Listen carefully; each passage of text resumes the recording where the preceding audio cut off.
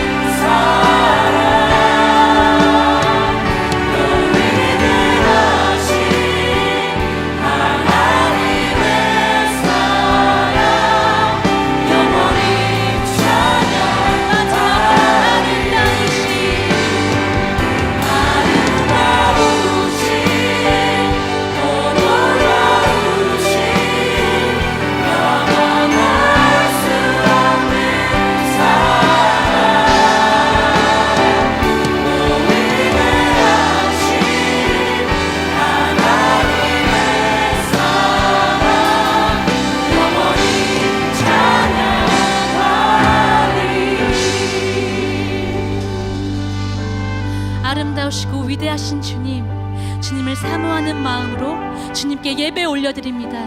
이 시간 임재하셔서 주님 홀로 영광 받아주시옵소서. 예배를 위해 다 함께 기도하시겠습니다. 주여, 위대하시고 아름다우신 주님, 주님을 찬양합니다.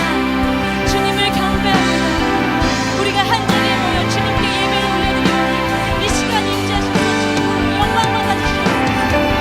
예배 가운데 모든 성도들이 거룩한 예배자를 주님 앞에 감사히 나아가는 말씀 전하시는 목사님, 성령 충만하게 허락하시고 말씀의 성도들 우리의 심령이 새로워지고 하나님의 소망하게 하시고 우리 가운데 함께 있어서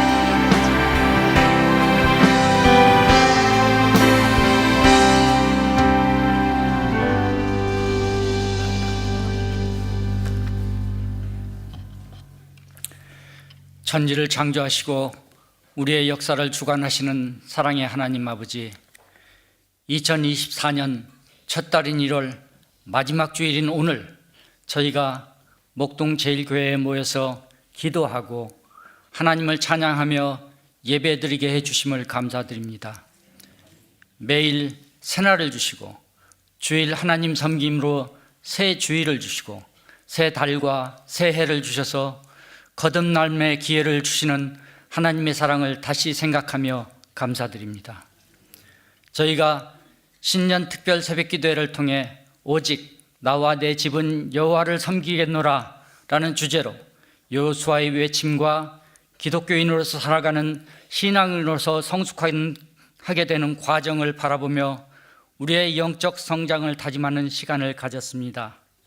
지금 우리 지구촌에는 전쟁과 지진, 이상기후, 화재 등의 재난, 재해와 북한의 미사일 도발 등 어려움 속에서도 세계 곳곳에서는 선교사분들의 선교 활동과 올림픽과 월드컵, K-팝과 연예 스포츠 스타들의 기사, AI, 자율자동차와 우주 탐사 계획 등 많은 역사들이 일어나고 있습니다. 그럼에도 불구하고 여전히 눈을 떠도 보지 못하고 귀가 있어도 듣지 못하는 영적인 아둔함을 긍휼히 여겨 주시옵소서. 저희 믿음 없음을 도와주시어 기도하며 회개하여 성령님의 은혜로 영적 민감성을 회복하게 해주셔서 하나님의 역사 속에서 하나님을 만나는 복을 주시옵소서. 사랑과 은혜의 하나님 아버지, 사랑하는 목동 제일교회를 인도해 주심을 감사합니다. 상주연합 중고등부 겨울 수련회와 청량부 연합 태국 비전 트립과 담임 목사님의 중국 선교를 잘 감당하게 해주심을 감사드립니다. 오늘 아이노스 소년 소녀 합창단 오디션이 있습니다. 하나님의 은혜로 영성이 맑은 소년 소녀들이 합격되어 아름다운 목소리로 하나님을 찬양함으로 하나님의 영광을 드러내게 하여 주시옵소서. 특별히 김성근 담임 목사님께 성령 충만하게 하여 주셔서 세상 가치인 굿을 넘어서 하늘 영적 가치인 그레이트를 구함으로 굿투 그레이트하게 하여 주시옵소서. 또한 교육자들과 모든 성도들에게 성령님께서 함께 하셔서 영간에 강건케 하시며 인격적으로 예수님을 닮아가게 하시고 맡은 사명 잘 감당하게 하셔서 목동 제일교회가 모든 영광을 하나님께 드리며 지역의 영성을 선도하는 교회 되게 하여 주시옵소서. 목사님께서 말씀 전하실 때 성령님께서 함께 하시고 저희 성도들의 귀와 마음을 열어주셔서 목사님의 말씀이 저희를 감화 감동시켜 우리 삶에 적용하게 하사 저희가 언제나 어디서나 어떤 상황에서나 예수님과 함께 동행하여 평안케 하시고 올바른 섬김을 실천하는 성화의 삶 살아가게 하여 주시옵소서. 오늘 또 지원성 찬양대의 아름다운 찬양을 기뻐 받아주시고 주일학교 선생님들, 차량, 안내, 미디어, 재정뿐 아니라 보이지 않는 곳에서 오늘 예배를 위해 섬기는 많은 손길들 기억하셔서 평안하고 형통의 삶 살게 하여 주시옵소서. 오늘 주일학교의 영아부 예배부터 청년 예배에 이르기까지 성령님께서 함께 하셔서 우리 자녀들이 어려서부터 말씀에 순종하며 하나님의 자녀로서 거룩한 삶이 생활에 나타나는 좋은 그리스도인으로 성장하게 하여 주시옵소서. 이 모든 말씀 우리를 구원하신 예수님 이름 받들어 기도드리옵나이다. 아멘.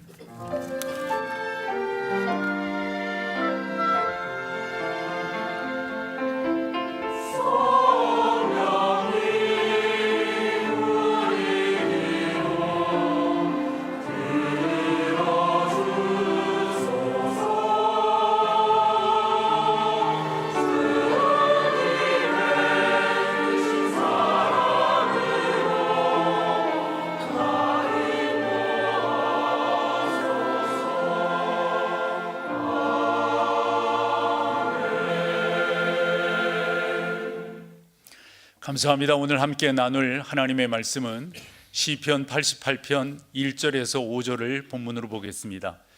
그중 3절과 4절 조금 더 집중해서 볼 수 있기를 바랍니다. 한 목소리로 성경을 읽습니다.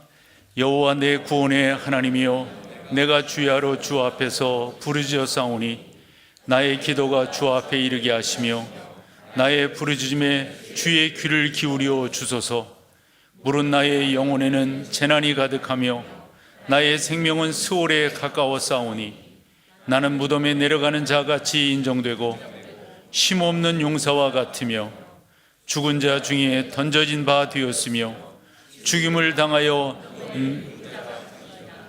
주께서 그들을 다시 기억하지 아니하시니 그들은 주의 손에서 끊어진 자니이다.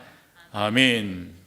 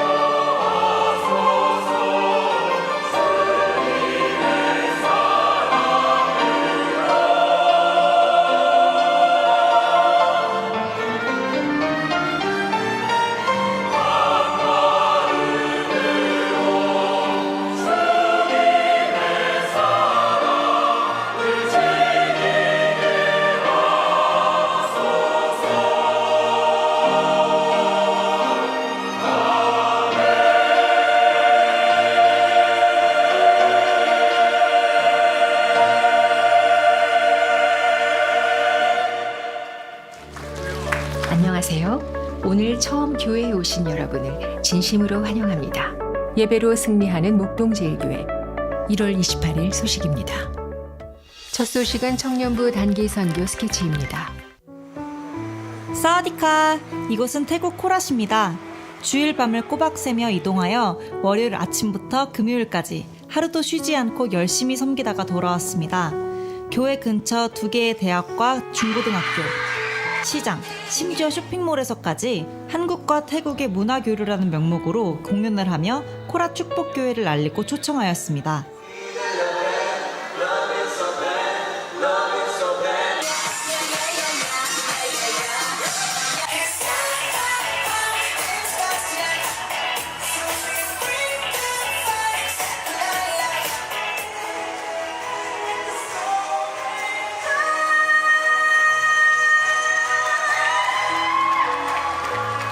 다행히 많은 사람들이 교회당을 가득 채워주었습니다. 저희는 한국 음식을 직접 만들어 대접하였고 함께 노래하고 춤추며 예수 안에서 즐거운 시간을 가졌습니다. 시간과 재정이 충분하여 선교를 지원한 사람은 아무도 없었습니다. 취업 준비 중에 선교를 지원하여 가족들과 어려움을 겪기도 하고 중요한 취업 기회를 포기하며 마음 아파하기도 했습니다. 선교가 처음이라 어찌할 바를 몰라 당황하기도 하고 춤과 노래만 준비하다가 마음이 어렵기도 했습니다.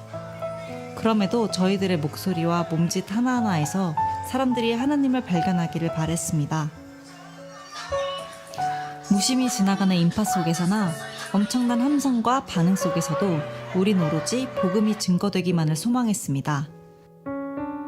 저희는 사역을 앞두고 아침마다 빌립보서 말씀을 묵상하며 예수가 증거되는 기쁨, 서로를 섬기는 기쁨을 묵상했습니다. 사역을 마치고 밤마다 각각의 시선으로 경험한 선교에 대해 나누고 서로를 위해 기도했습니다.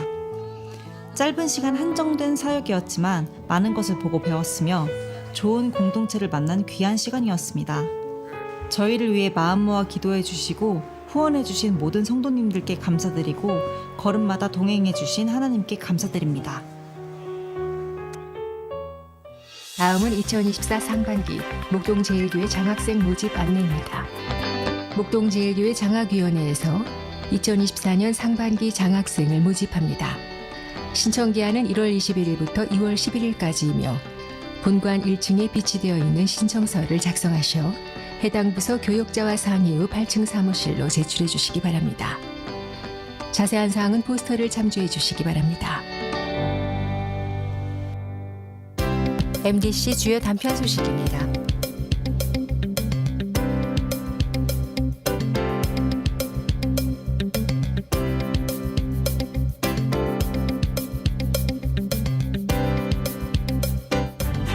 살아계신 하나님과 함께하는 은혜 가득한 한 주 되시기 바랍니다.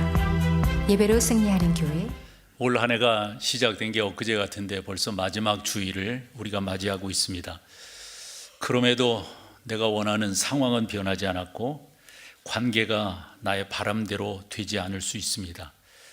또 어떤 일이든지 원하는 대로 되면 얼마나 좋겠어요. 그럼에도 불구하고 잘 되지 않을 때 여러분들은 3가지 선택을 할 수가 있습니다. 그 첫 번째는 실망과 좌절에 여러분들의 고개를 숙이고 여러분만이 만들어 놓은 동굴로 들어가 힘들어할 수 있습니다. 이런 사람들이 꽤나 많죠. 두 번째 경우일 수 있는데 핑계대는 겁니다. 누구 때문이라고, 누구 책임이라고. 예를 들어 부모 때문에 부모 책임 이런 식으로 책임 전가하는 경우가 있을 수 있습니다. 그러나 3번째 여러분들이 선택하셔야 되는 것은 사람들은 그런다 할지라도 나는 하나님께 소망을 두겠다. 상황이 변하지 않는다 할지라도 전능하신 하나님께서 나를 향한 분명한 계획이 있으시다. 이런 믿음을 갖고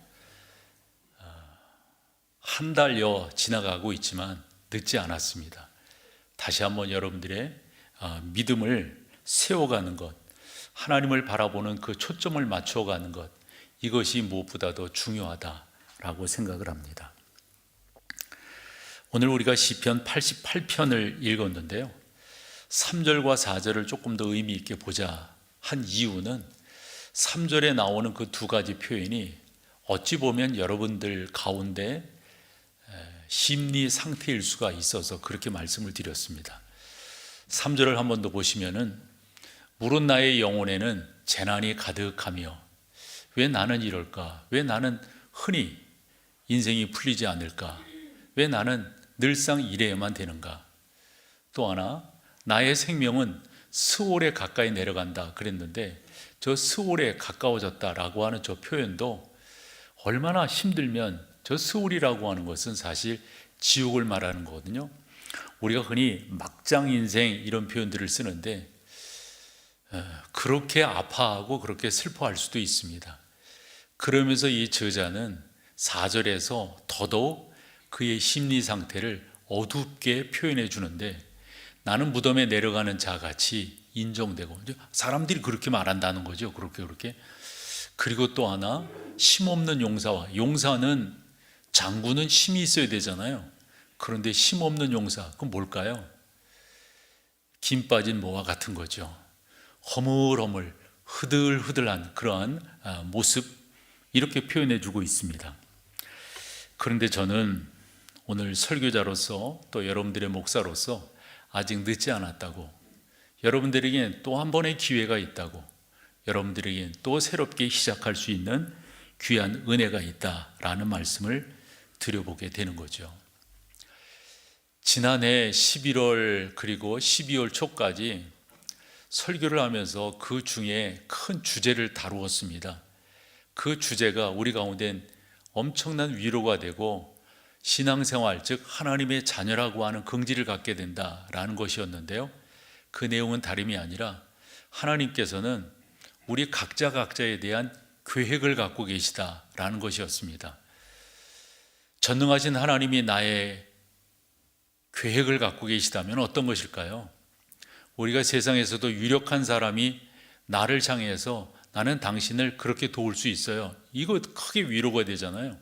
그런데 전능하신 하나님이 나를 향한 계획이 있으시다니 얼마나 이루 말할 수 없다라는 것을 지난번 말씀을 나누었는데 마찬가지입니다, 여러분. 하나님께서 여러분들의 어떠한 상황, 어떠한 환경, 어떠한 처지 제가 잘 모르겠습니다만은 그거 그냥 여러분들을 넘겨뜨리고 구렁텅이에 넣고 올무에 걸리게 하고 함정에 빠뜨리기 위해서 그렇게 하시는 거 아니거든요. 하나님이 여러분들을 향한 계획이 있으시고요. 그런 상황에서 여타 사람들처럼 혼자만의 동굴에 갇혀서 힘들어하고 아파할 것이 아니고 다른 시선을 돌려 그 사람 때문에 저 사람 때문에 이렇게 핑계댈 것이 아니라 이럴 때일수록 우리가 하나님을 의지하고 그 하나님을 바라보며 나아가는 것, 이게 얼마나 귀하냐 하는 겁니다. 성경에 보면 수많은 하나님의 사람들이 소개가 되고 있는데 그 하나님의 사람들 한 사람 한 사람 다 보면은요, 흔히 말해서 궁궐에서, 흔히 말해서 호화호식하면서, 흔히 말해서 이 세상의 모든 흔히 좋은 거 다 누리면서 사는 사람, 성경에서 어떤 사람이 있었던가요?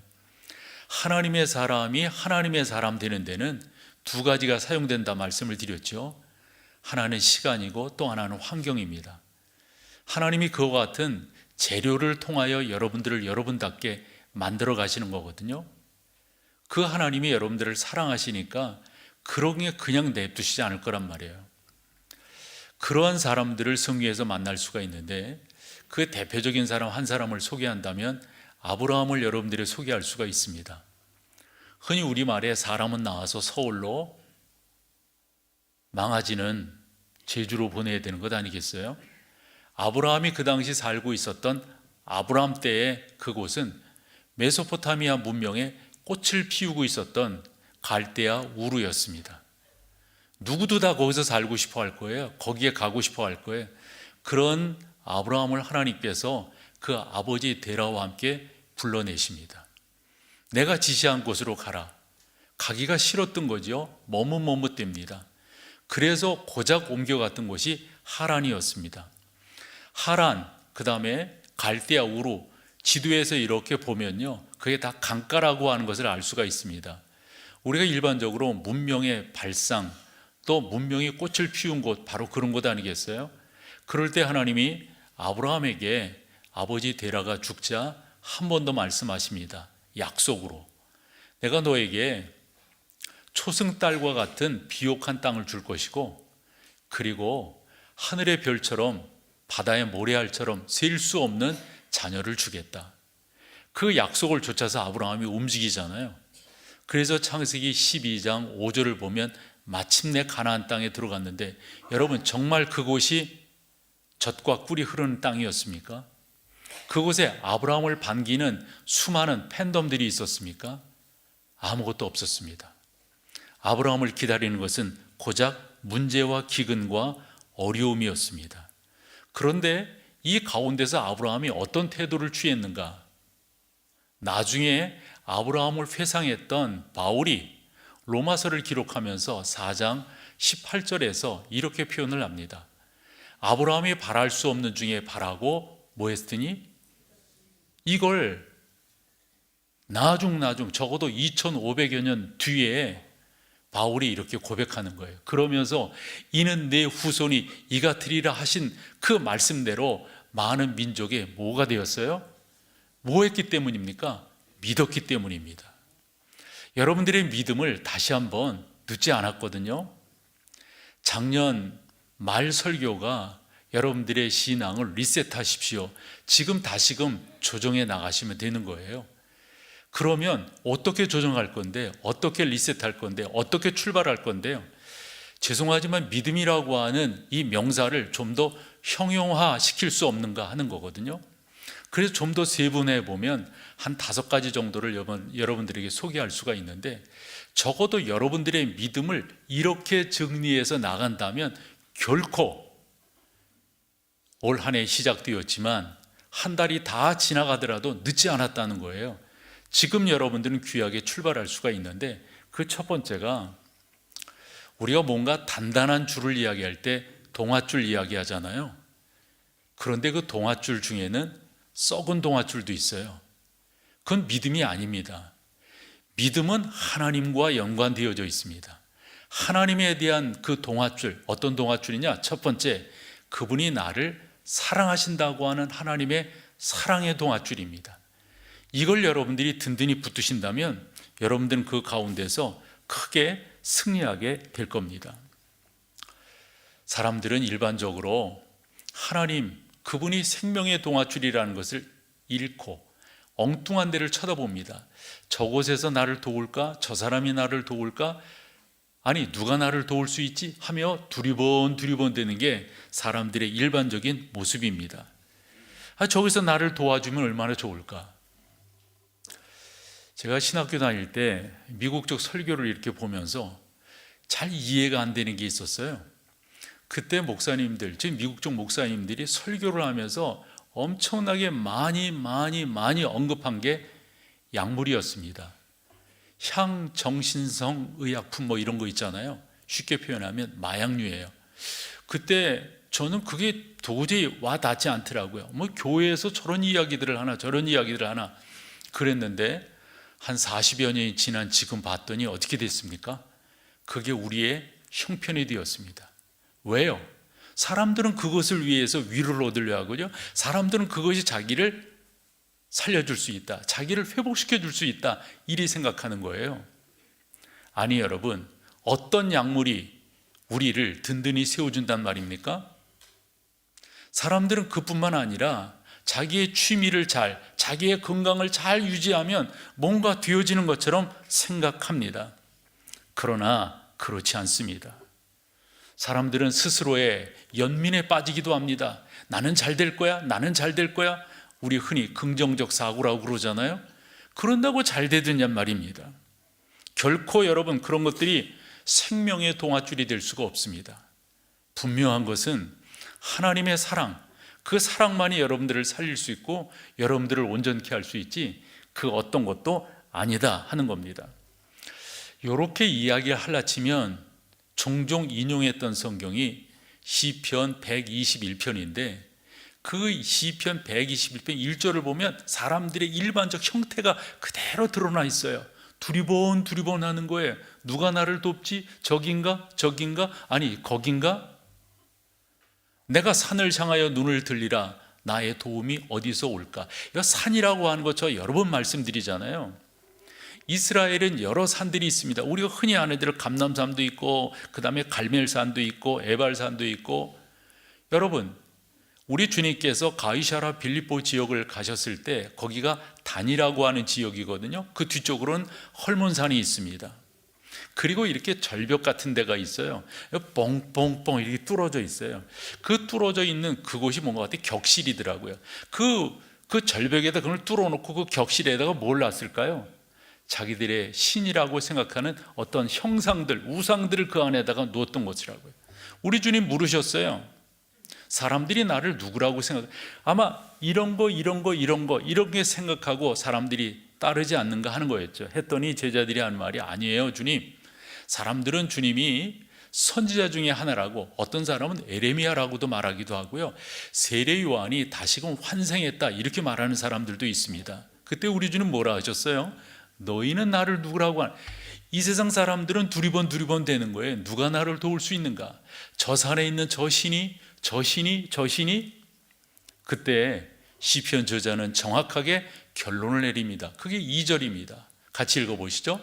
나의 도움은 천지를 지으신 생명의 동아줄이 뭔지를 정확하게 이야기하고 있습니다.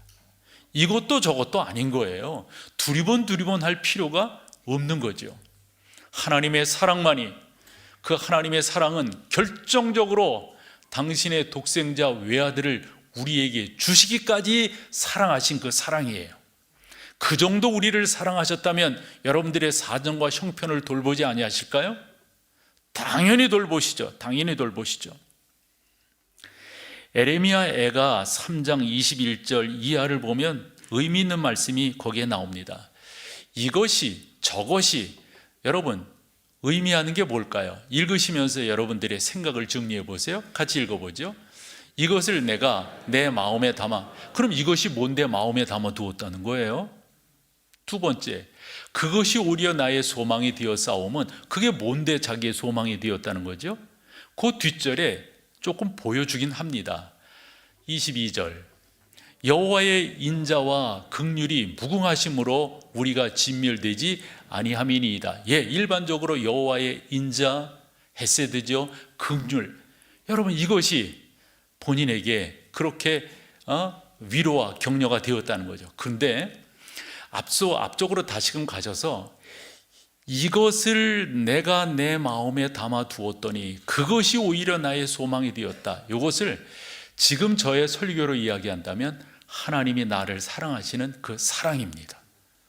그것이 내 안에 분명히 있다면, 그것이 나를 온전케 한다면 23절로 가보세요.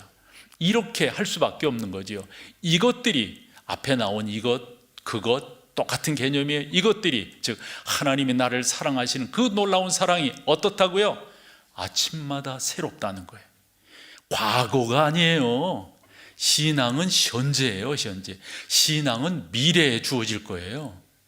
이것에 대한 사모함이 너무 큰 거예요. 에레미야가 그래서 하는 말이에요. 이것이 날마다 아침마다 새롭다는 거예요. 사랑하는 여러분, 여러분들의 선택은 뭔데요?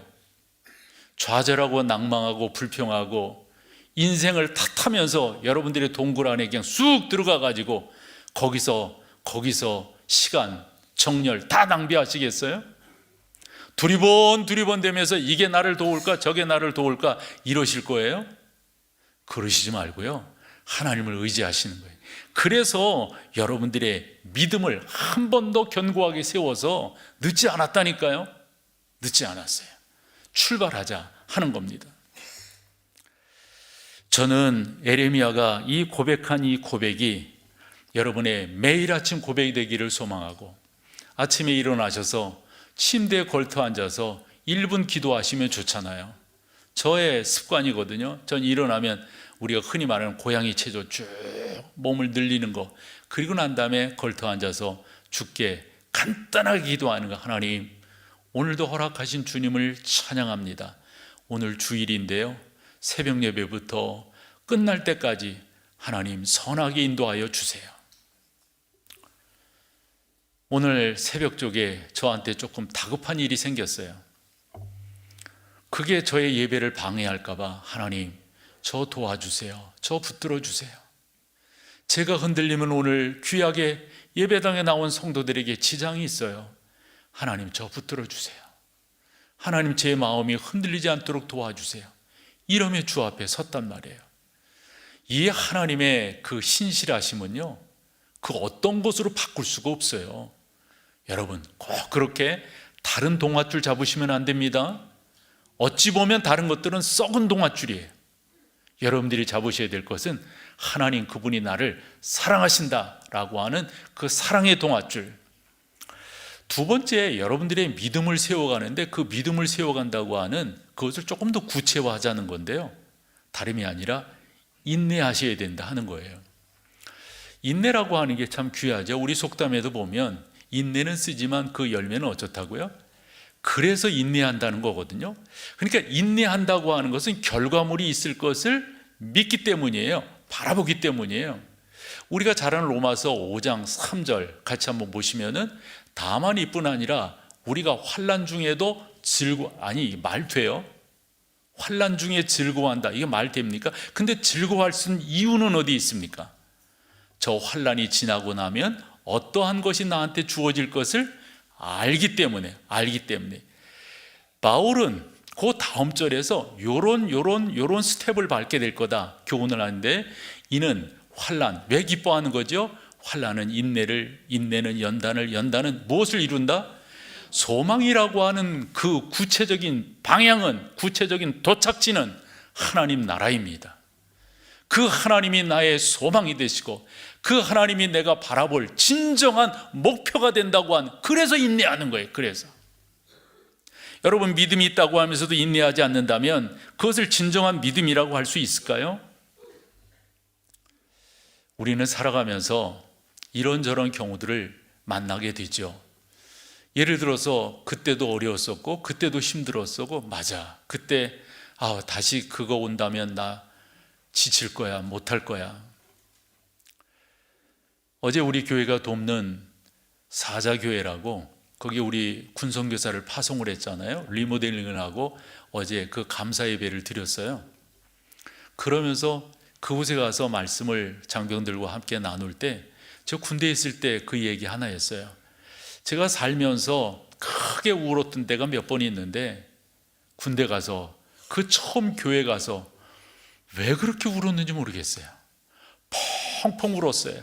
근데 그렇게 울면서 감동적인 예배를 드릴 때 오른쪽, 예전에는 성경 구절을 써가지고 강단 양쪽에다 이렇게 걸고 했잖아요. 근데 한쪽 성경 말씀이 지금까지 위로가 되는 거예요. 시편 50편 15절입니다. 환난 날에 나를 부르라. 내가 너를 건지리니 네가 나를 영화롭게 하리로다. 그 말씀이, 그래서 제가 그 얘기를 했어요. 여러분, 하나님이 나의 힘이 되시고 하나님이 나를 보호하시고 도우시고 격려하신다고 하는데 인내 못할 게 뭐가 있어요? 그 하나님이 나를 선하게 이끌어 가신다는데. 그런데 우리는 종종 보면 그것을 싫어해요. 그래서 기도하지요. 그래서 소망하지요. 어떻게? 없애달라고. 나 그런 거 경험치 않게 해달라고. 근데 여러분, 하나님의 목표는요, 하나님이 원하시는 것은 그것을 싹 없애주시는 게 아니에요. 하나님은 그것을 여러분들에게 있게 하셔서 또 다른 목적을 이루어내십니다. 또 다른 목적. 그것이 인내로 말미암아 소망에 이르게 하는 거예요. 무엇이냐? 하나님은 여러분들을 그와 같은 환경 속에 있게 하셔서 그 하나님을 더 의지하도록 만들어 가세요. 그것을 우리가 다르게 표현하면 성숙시키신다, 이렇게 볼 수가 있습니다. 하나님의 목표는 여러분들의 성숙에 있지, 그저 여러분들이 따뜻한 이 아루목에 앉아가지고 다리 쭉 뻗고 사는 거, 그게 하나님의 목표가 아니에요. 하나님 우리를 연단하셔서, 또는 하나님 우리를 훈련시키셔서 우리가 당신의 성품을 닮아가도록, 하나님의 성품이, 하나님의 꿈이, 하나님의 바라보심이 나의 것이 되도록 우리 하나님 우리를 훈련시키시는데, 그래서 사용되고 그래서 재료로 쓰이는 게 인내라고 하는 거예요. 인내가 없이는 그분을 닮아갈 수가 없습니다. 인내는 우리를 훈련하는 훈련장이요 훈련 과정입니다. 하나님은 그것을 우리로 하여금 겪게끔 하십니다. 그것을 통하여 하나님 그 전능하심을 바라보게 하십니다. 한데요, 제 목회하면서 경험적으로 깨닫는 건데, 다 그런 환난을 겪는다 해서, 역경을 겪는다 해서 똑같이 성장하는 건 아니더라고요. 어떤 사람은 그것 때문에 믿음을 버리는 사람이 있어요. 어떤 사람은 그것으로 인하여 더 죽게 나아가는 그런 경우가 있습니다. 우리가 찬송할 때 그런 찬송하지 않습니까? 이 풍랑 인연하여 더 빨리 갑니다. 그 빨리 가는 그 목적지가 어딘지 그것을 소망하면서 그 과정을 인내하면서 나가는 게 바로 하나님께서 우리 가운데 원하시고 바라보시는 거란 말이죠. 성경 어디를 보더라도 인내 없이 하나님의 영광 가운데 들어간 성도들이 없습니다. 스코틀랜드 에딘버러를 갔을 때 우리 예수 믿는 사람들이 가는 몇 곳이 있어요. 그건 빼놓지 않고 가죠. 존 낙스가 사역했던 그 교회당 가고요. 존 낙스의 무덤 그것도 보는데 길거리에 그저 존 낙스라고 이렇게 보도부록에 쓰여 있듯이 그 정도로 되어 있습니다. 그 생가를 가지요. 그런데 빼놓지 않고 가는 데가 어딘지 아세요? 지붕 없는 감옥입니다. 그 당시 구교도들이 개혁자들을 어디다 가뒀냐면 지붕 없는 감옥에다 가두었어요. 그러면서 그 스코틀랜드의 날씨 어느 정도 알잖아요. 왜 그쪽이 레인코트가 필요한가 이것도 알잖아요. 그 추적 내리는 그 비 맞으면요, 가랑비에 옷 젖는다 이 정도가 아니에요. 그 모로 만들어진 옷 그렇게 입었다 할지라도 그게 젖어 들어가니까요, 얼마나 음산한지. 그래서 이건 날씨가, 그 지붕이 없으니까 그 다 맞는 거예요. 그 사람들이 무슨 그런 거 피할, 추위를 피할 제대로 된 음식, 제대로 된 아무것도 없습니다. 그러면서 그들이 뭐라고 개혁자들에게 말하냐면, 지붕 없으니까 도망가려면 도망가. 그것은 내 신앙 버리고 구교도 우리가 주장하는 대로 따라오면 되잖아. 한데 있잖아요, 그런 환경 속에서 믿음의 사람들이 도망가지 않았어요. 뭘까요? 소망의 인내를 한 거예요.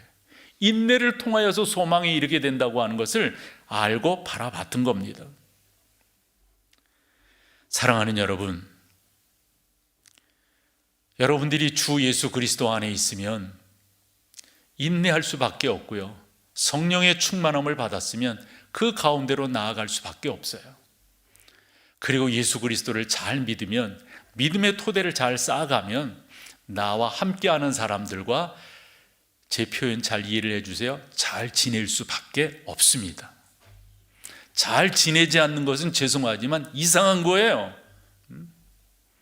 자기의 성격, 죄송해요, 자기의 성질 울퉁불퉁한 게 푹 튀어나오죠. 하나님의 사랑에 대한 감동 없지요. 하나님 그분에 대한 소망의 인내가 없지요.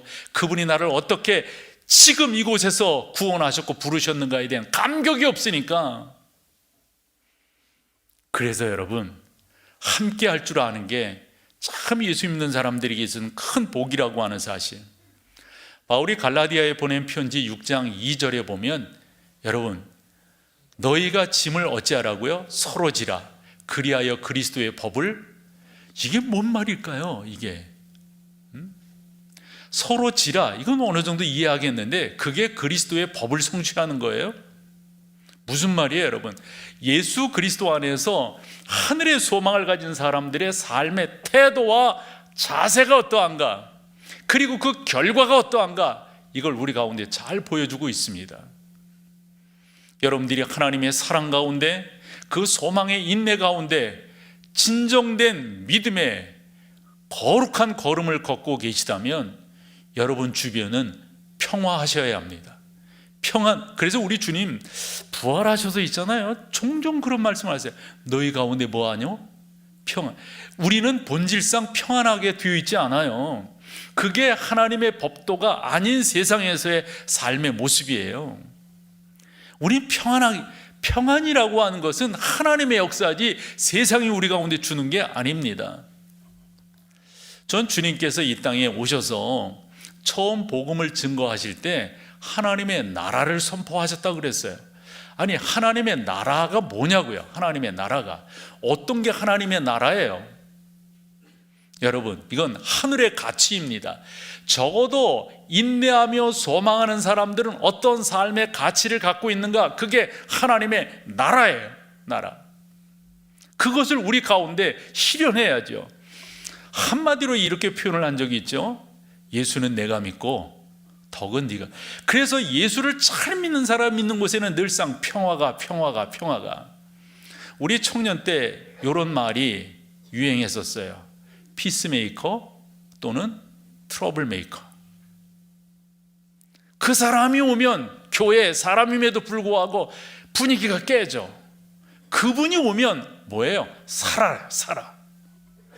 여러분, 적어도 성령 안에 있으면 내 주변을 살리고 나와 함께하는 사람들을 살리고, 그 사람이 있으면 말미암아 가정이 살고, 그 사람이 있으면 말미암아 목장인들, 그 사람이 있으면 말미암아 그 주변이 살아가는 것, 살아나는 것, 이런 역사가 있어야 되는 거죠. 적어도 하나님을 바라보는 믿음에 늦는 법이 결코 없는데요, 그 믿음이 뭐냐라고 했을 때 하나님의 사랑의 동아줄을 붙든 거라고 했어요. 두 번째는 소망에 인내하는 거예요. 소망을 바라보며 인내하는 것. 세 번째는 기도하는 사람이에요. 이 기도하는 사람이 믿음의 사람이죠. 그런데 우리가 이 기도하는 것에 대해서 뭐 표현이 어떨지 모르지만은 그렇게 잘 이렇게 긍정적으로 나가지 못하는 것 같아요. 왜 그럴까? 난 좀 그랬으면 좋겠어요, 여러분. 좀 기도할 때 좀 진솔했으면 좋겠어요.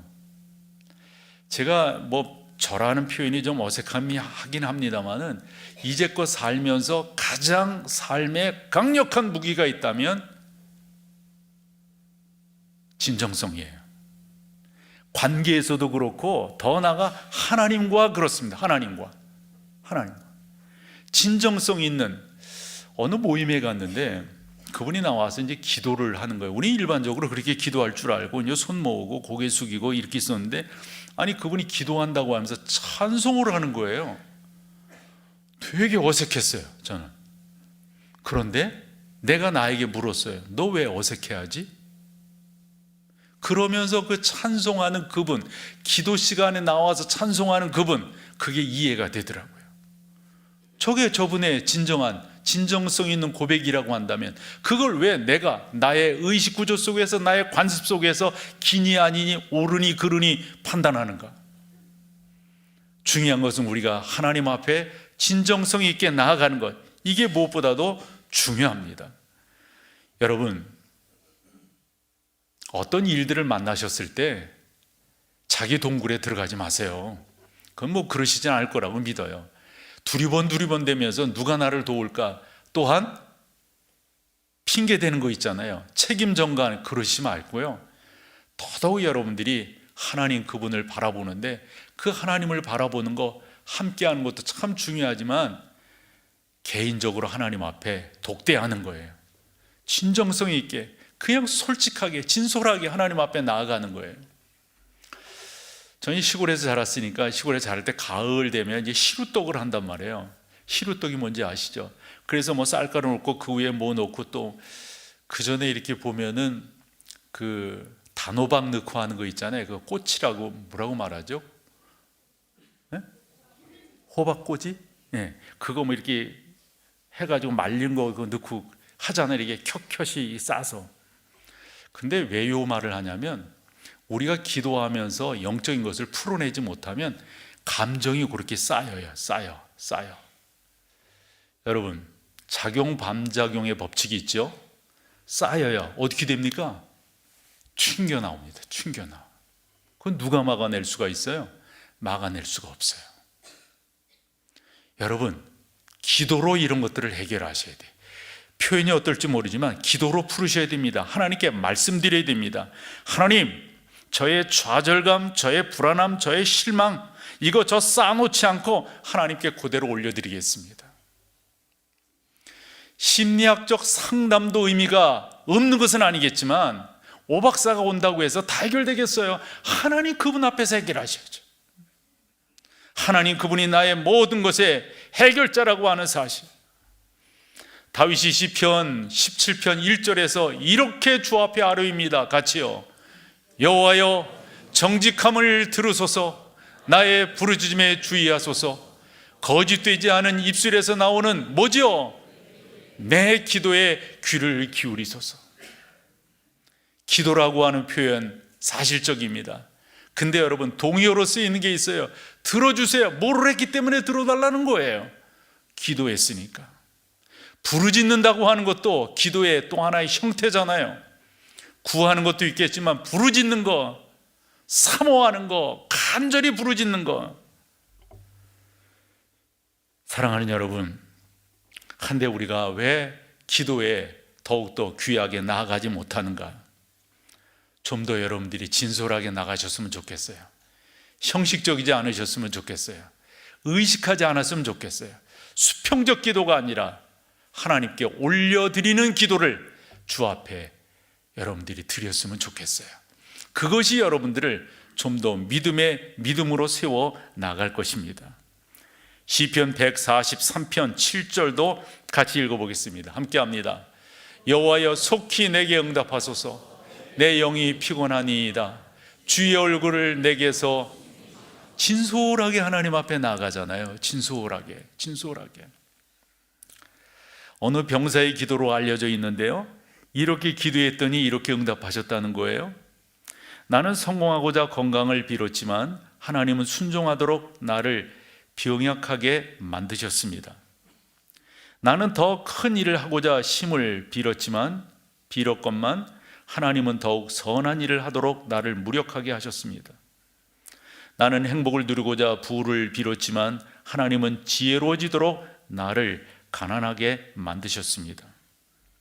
나는 사람들의 칭송을 받고자 권세를 빌었건만 하나님은 내가 당신의 필요성을 느끼도록 연약하게 만드셨습니다. 나는 인생을 누리고자 온갖 것을 빌었건만 하나님은 내가 온갖 것을 누리도록 생명을 주셨습니다. 나는 스스로 빌었던 것을 아무것도 받은 바 없지만 내가 바라던 것보다 훨씬 많은 것을 받았습니다. 내 기도는 응답받지 못하였지만 나는 가장 복된 사람입니다.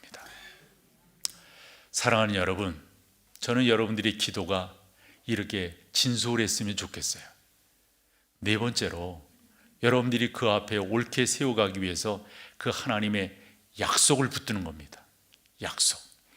성경은 약속으로 가득 차 있습니다. 그 인도의 유명한 선교사였던 이 윌리엄 캐리가 이런 말을 했어요. 하나님으로부터 위대한 일을 기대하라. 하나님을 위해 위대한 일을 시도하라. 제가 이 표현에 제 나름대로 은혜가 되어서 예전에 이렇게 하나님 앞에 기도했어요. 그 기도 가운데는 사무엘하 7장이 또 배경이 되는데요, 이런 식으로요. 하나님, 제가 목회하는 현장에서 교회를 건강하게 세우도록 부단히 노력하겠습니다. 하나님은 저의 인생을 책임져 주세요. 저의 삶을 책임져 주세요. 뒤돌아보면 하나님이 그렇게 하셨어요. 주님의 교회를 건강하게 세워나가니까 하나님께서 저의 집을 지어주시더라고요. 다윗이 성전을 짓기를 소망했어요. 그때 하나님이 아니다, 네가 할 건 아니다, 내가 너의 아들에게 그런 일들을 하도록 해주마. 아마도 다윗이 그 하나님의 말씀을 듣고 계속해서 성전에 필요한 것들을 준비하고 그 재료들을 준비하고, 그래서 사실 솔로몬 성전이라고 그러지 아니하고 다윗 성전이라고 하는 것이 그에 있는 것 아니겠어요? 그런데 솔로몬이 그 성전을 이제 지으려고 이제 백방으로 뭐 다 준비를 한 거예요. 그러면서 하나님 앞에 고백한 것이 열왕기상 5장 5절에 나와 있는데요. 거기에 보면 이런 고백을 해요. 전반부를 보시면은 여호와께서 내 아버지 다윗에게 하신 말씀에 내가 너를 이어 내 자리에 오르게 할 내 아들 그가 내 이름을 위하여 성전을 건축하리라 하신 대로, 요 말은 아버지로부터 솔로몬이 들었을까요, 안 들었을까요?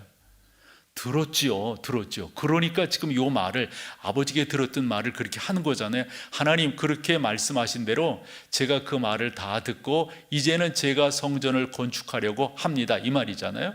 그 뒷말, 내가 내 하나님 여호와의 이름을 위하여 그러므로 뭐 한다는 거죠? 성전을 건축하려고 합니다. 아버지가 전해준 그 하나님의 약속을 그는 정확하게 기억하고, 사랑하는 여러분, 여러분들도 그 약속을 믿고 그 약속이 여러분 한 분 한 분의 레마가 되도록 분명하게 믿고, 여호와를 의지하라 그리하면 네 길을 지도하시리라. 그 하나님을 믿는 거예요. 저는 하나님을 믿습니다. 하나님의 선하심을 믿습니다. 하나님의 인도하심을 저는 믿습니다. 그러며 주 앞에 나아가는 거죠. 예레미야가 29장 11절에 13절에 이렇게 기록하고 있습니다. 여호와의 말씀이니라 너희를 향한 나의 생각을 내가 아나니 평안이요 재앙이 아니니라. 너희에게 미래와 희망을 주는, 여러분 이게 약속이에요. 하나님께서 여러분들, 그러니까 우리가 진짜 붙들어야 될 이 동아줄이 뭔가, 여러분 소망의 인내를 갖는 게 무엇보다도 중요하다라고 말씀을 드렸어요. 기도하셔야 된다니까요. 그리고 또 그 하나님의 약속을 믿고, 여러분 그 약속에 의지해서 여러분들의 미래를 세워가는 거예요. 보시면 그거잖아요. 여호와의 말씀이니라 너희를 향한 나의 생각을 내가 아나니 평안이요 재앙이 아니니라. 너희에게 미래와 희망을 주는 것이니라.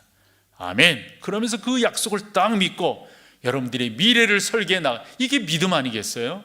그렇게 여러분들이 나가시면 전능하신 하나님께서 놀랍게 역사하시는데, 아까 말씀드렸을 때 인내하는 것은 이유가 있는 거 아니겠어요? 그 열매가 뭔지를 알기 때문에. 그 사실에 대해서 사도 바울이 고린도 교회에 참 귀한 말씀을 해 주었어요. 고린도 후서 4장 17절입니다. 같이 읽어보세요. 우리가 잠시 받는 환난에 경한 것이 지극히 크고 영원한 영광에 경한 것과 중한 것, 가벼운 것과 무거운 것, 진짜 그냥 후 불면 날아갈 것과 그렇지 않은 것을 대비시키고 있습니다. 그 다음 절, 그게 뭔가 좀 더 말 읽어보세요. 우리가 주목하는 것은 보이는 것이 아니요 보이지 않는 게 뭔데요? 보이지 않는 게, 이게 중요한 거죠. 뭡니까? 그 다음에 보이는 것은 잠깐이, 보이지 않는 것은 영원한 거예요. 그 하늘나라예요. 여러분 늦지 않았어요? 지금이라도 다 여러분들의 믿음을 잘 세워서 그 하나님의 선하신 인도함을 받으며 나아간다면 얼마나 멋진 인생이 되겠어요? 너무 감사하죠. 종종 여러분들이 말씀드리지만 이제까지 인도하신 하나님 너무 감사해요. 저는 진짜 목회를 하면서 정말 꽃길을 걸은 사람이다 스스로 평하는 저인데요. 근데 더더욱 중요한 건요, 이제까지도 감사하지만 앞으로가 기대가 되는 거예요. 이제까지 역사하신 하나님, 이제까지 복되게 하시고 이제까지 하나님 그분의 선하심을 이루신 그 하나님 앞으로 어떻게 하실까요? 당연하죠. 그래서 그 하나님을 믿고 당당하게 믿음의 표대를 향해 달려가려고 하는 거죠. 믿음의 주요 또 온전케 하시는 이인 누구죠? 예수를 바라보자. 자리 일어나셔서 다 같이 찬양으로 주 앞에 나가겠습니다.